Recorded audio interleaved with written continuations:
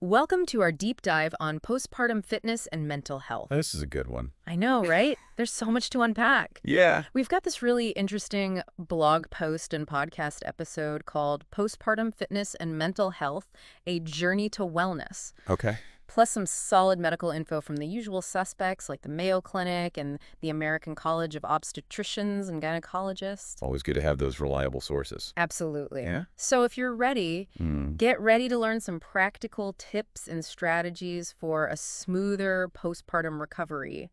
Yeah, we're talking about a holistic approach to postpartum well-being. Exactly. That mind-body connection is so key. It really is. It can be a real game changer. Absolutely, and we want to equip you with a deeper understanding of your body after childbirth. It's not just about bouncing back. Right. It's about healing and adapting Yes. to this incredible new chapter. Absolutely. It's a total transformation. Yeah. And I think the first step is acknowledging that your body isn't just going to go back to its pre-baby state overnight. Right. You know, for sure. It's embarking on a whole new journey of recovery and adjustment. So let's talk about some of those changes. Yeah. Our source mentions lingering hormones, Oh, yeah. like alaxin and oxytocin. Yes. They're still playing a role even after you've given birth. Oh, absolutely. So relaxin, for example. Yeah. That's the hormone that helps loosen your ligaments for childbirth. Okay. They can actually stick around for a while. Oh, really? Yeah, and it can affect your muscle tone and joint stability. It's like your body's still a bit more flexible. Okay. Which is why things might feel a little looser than usual. That makes sense. Yeah. What about oxytocin? Oxytocin. I always thought of it as like the love hormone. It is. Yeah. It is the love hormone. It's fantastic for bonding with your baby, but it can also lead to those emotional ups and downs. Oh, so that's what's behind The the... roller coaster of feeling that are so common postpartum.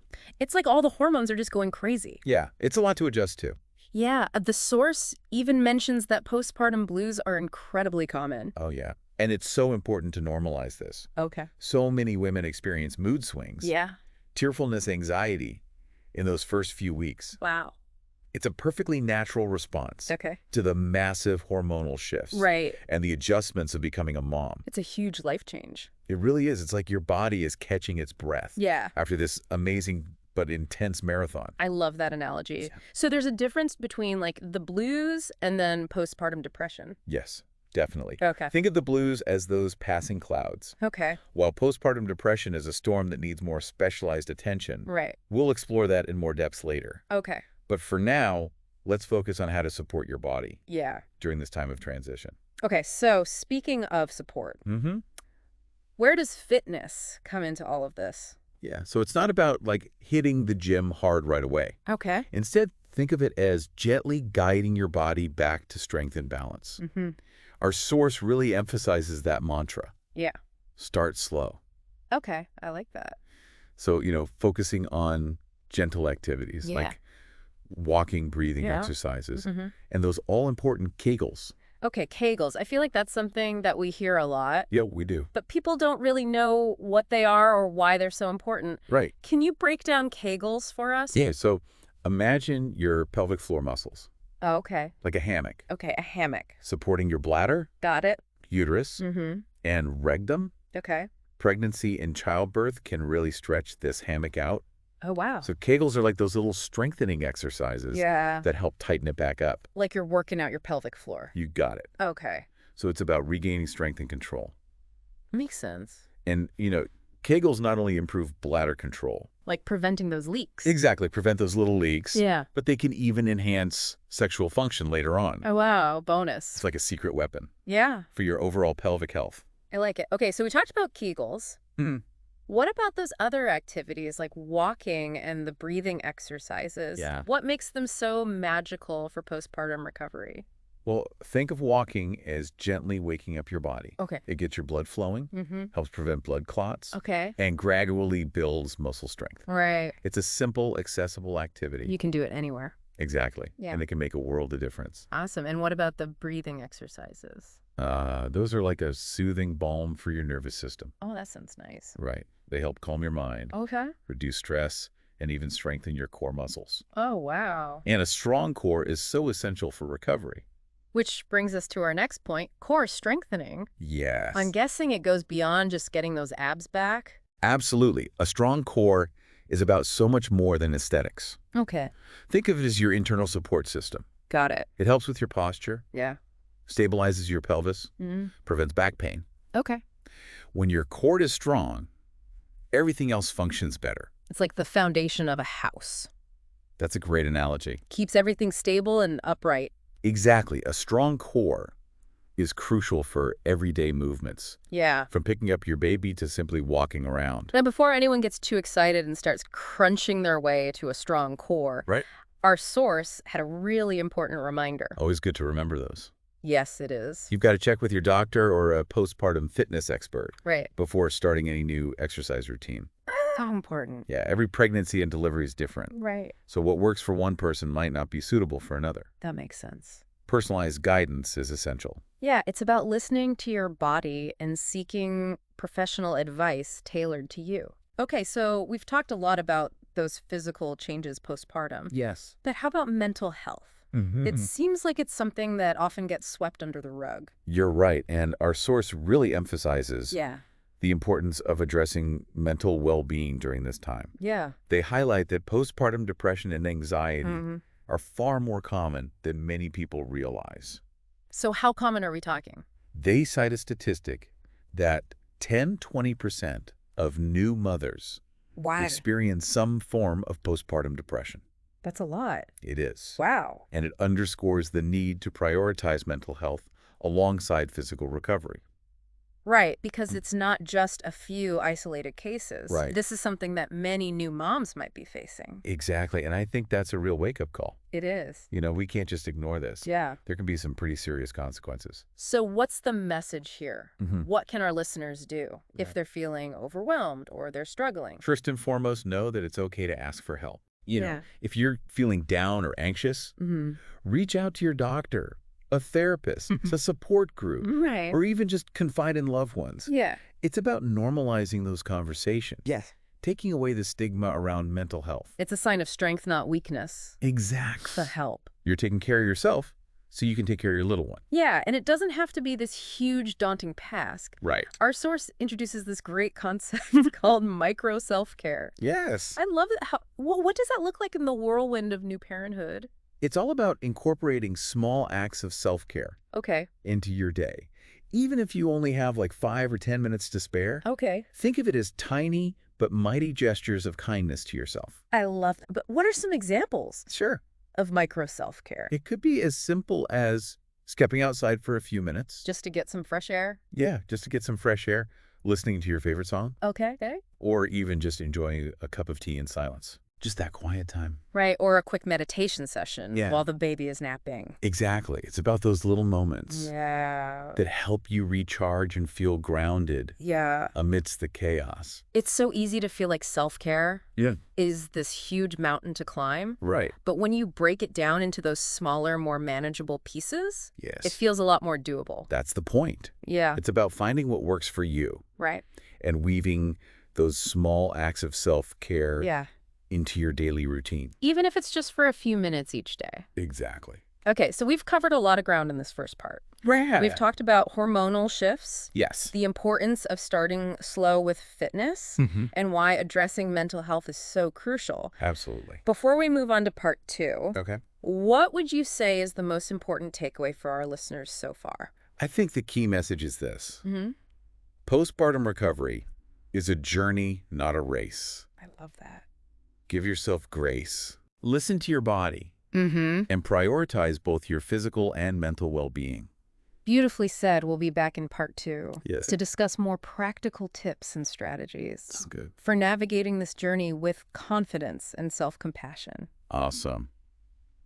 Welcome back to our deep dive into postpartum fitness and mental well-being. We're picking up right where we left off, Yeah. exploring those practical tips and strategies to help you navigate this transformative time. Absolutely. And, you know, one of the things our source really emphasized was the importance of celebrating those small wins along the way. I love that. Yeah. It's so easy to get caught up in that whole bounce back pressure. Right. Like we should just magically be back to our pre-baby selves overnight. Yeah, like it never happened. But that's just not realistic. Not at all. Postpartum recovery is a process. Yeah. It looks different for everyone. Right? So instead of striving for perfection, Yeah. let's focus on celebrating those tiny victories. Exactly like that 5-minute walk you managed to squeeze in. Yes. Or even just remembering to do a few Kegels while you're brushing your teeth. You know, those small steps really do add up over time, They do. and they can really boost your sense of accomplishment For sure. and well-being. And that ties in perfectly with what we were talking about earlier, that idea of micro self-care. Right. Self-care isn't selfish. It's not. It's essential. Yeah. And it doesn't have to be this elaborate thing. Right. Remember, even those tiny pockets of time can be used to recharge and do something that nourishes you. So we talked about personalized guidance from a doctor or a fitness expert. But what are some general tips our listeners can keep in mind as they ease back into exercise? Our source has some great advice on that, Okay. first and foremost. Yeah. And this is like a golden rule. Okay. Listen to your body. Yeah. Don't push yourself too hard, Right. especially in those early stages. It's about being gentle and gradual. Right. Exactly. Think of it like coaxing your body back to strength, not forcing it. Okay. And if you experience any pain or discomfort, Yeah. that's a clear sign to stop Yeah. and check in with your healthcare provider. No one wants to set themselves back Right. or risk injury. Exactly. And another important tip, Okay. consistency is key. Got it. It's much better to do a little bit of exercise regularly Yeah. than to go all out and then crash and burn. That makes sense.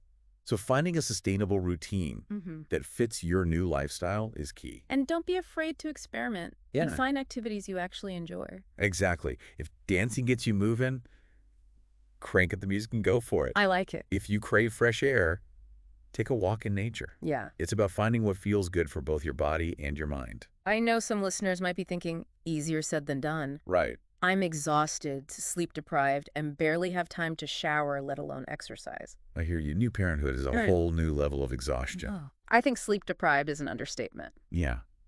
But even those tiny pockets of time Yeah. can be used for movement.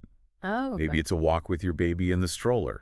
Some stretches while they're playing on the floor. Yeah. Or even just dancing around the living room together. Any movement is better than no movement. Exactly. And as your energy gradually returns, Right. you can start to incorporate longer or more intense workouts. Okay. It's a gradual progression. Our source also mentioned finding a workout buddy. Oh, yes. Or joining a postpartum fitness class. Such a great idea. Yeah.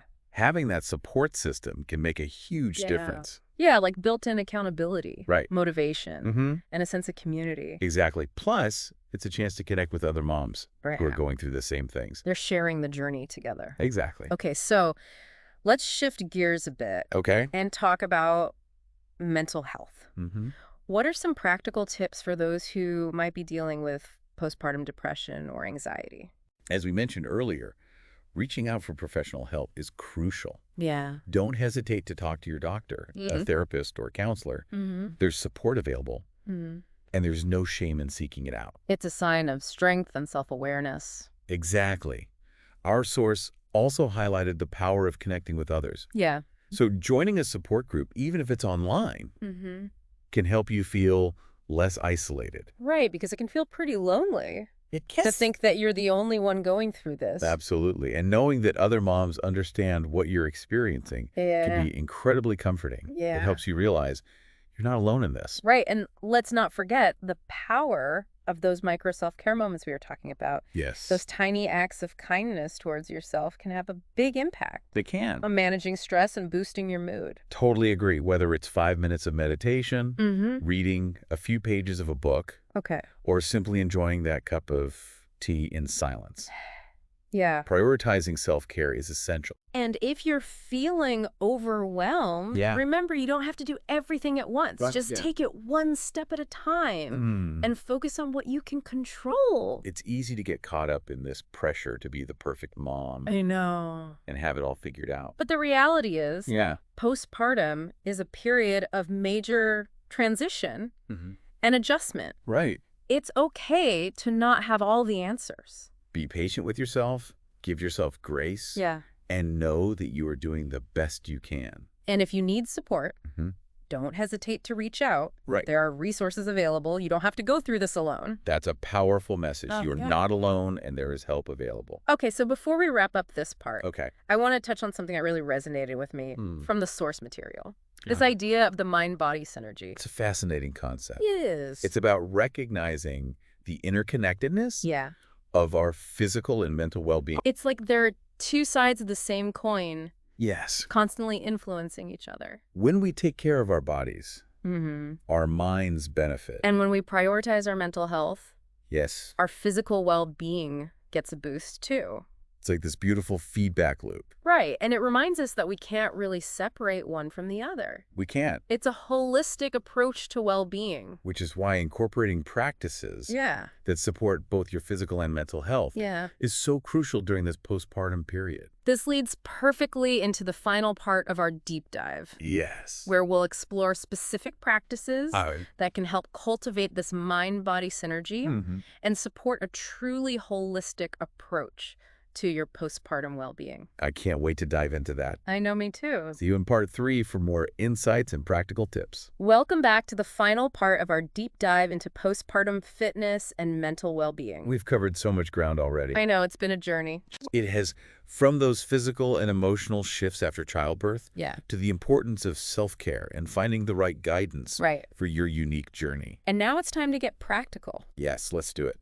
We're going to explore specific practices that can help you cultivate that powerful mind-body synergy we've been talking about. It's all about finding those practices that nourish both your physical and mental well-being and support a more holistic approach to postpartum recovery. Our source highlighted gentle yoga and Pilates as being particularly beneficial. Why are those such great options for new moms?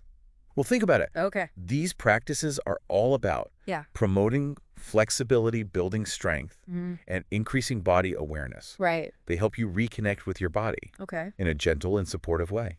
And they also place a lot of emphasis on deep breathing and mindfulness. Yes. Which I can imagine would be so grounding during a time when everything else feels pretty chaotic. And you know, this brings up a point I really wanted to dive into. Okay. The importance of connecting with your breath. Okay, I'm all ears. Yeah. Why is breath work so important, especially during the postpartum period? It's like having a secret weapon for regulating your nervous system and managing stress. So when you're feeling anxious or overwhelmed, what happens to your breath? It gets all shallow and rapid. Exactly. I catch myself doing that all the time. Yeah, and that actually just perpetuates those feelings of stress and anxiety. Really? Yeah, it's like a vicious cycle. Oh, no. But here's the amazing thing. Okay.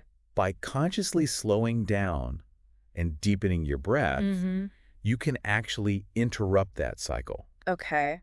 And calm your nervous system. So we can actually shift our mental state. Yes. Just by changing how we breathe. It's like hitting the reset button. That's incredible. It really is. And you don't need any fancy equipment or hours of training. Okay, that's good.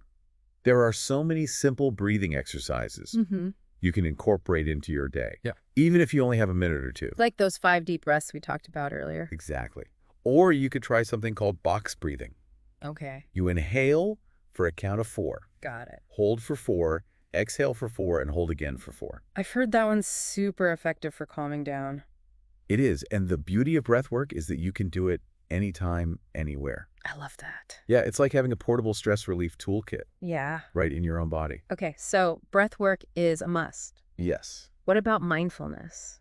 Mindfulness. It seems to be like the buzzword these days. It's everywhere. But what does it actually mean, and how can it help during the postpartum period? So mindfulness is simply about paying attention to the present moment. Okay. Without judgment. Okay, so no judgment. No judgment. Got it. It means noticing your thoughts, feelings, and sensations without getting carried away by them. So it's about being aware of what's happening within us. Yeah. Without getting swept up in the story or the drama.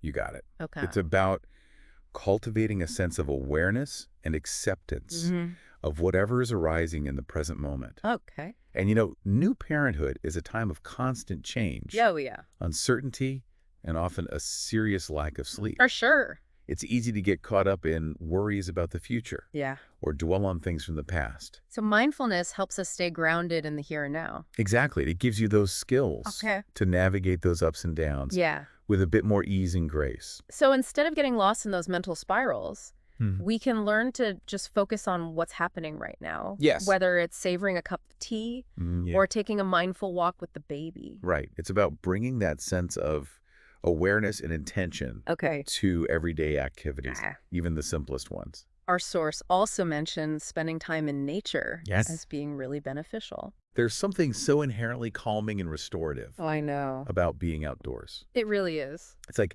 nature has this magical ability to soothe the soul. And science backs that up. It does. Studies have shown that spending time in nature can reduce stress, improve your mood, and even boost creativity. It's amazing. It's not about having to go on some big wilderness adventure. Even just a short walk in the park or sitting under a tree for a few minutes can make a difference. Absolutely. And if you can try incorporating some gentle movement into your time outdoors, like walking, yoga, or Tai Chi. It's like a double dose of feel-good vibes. Yes. Connecting with nature and moving your body at the same time.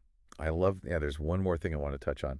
They can really nurture that mind-body connection, creative expression. Ooh, this is a good one.